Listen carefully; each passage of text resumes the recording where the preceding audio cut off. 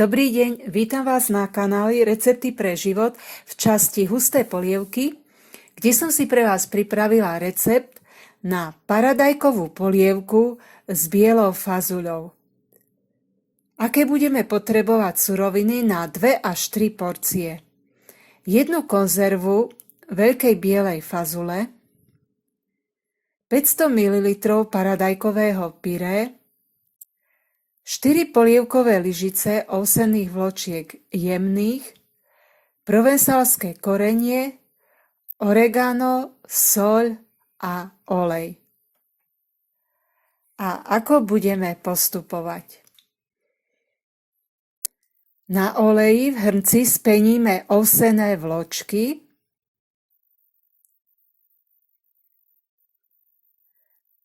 zalejeme ich asi 2 decilitrami vody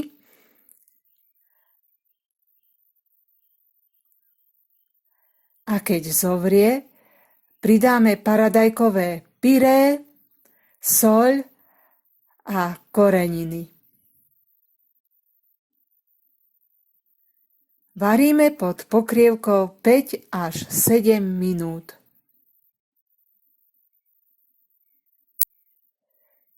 Nakoniec miešame scedenú bielu fazuľu z konzervy alebo uvarenú, ak máme, a ešte to spolu povaríme 1 až 2 minúty a polievka je hotová. Je to veľmi jednoduchá a rýchla polievka.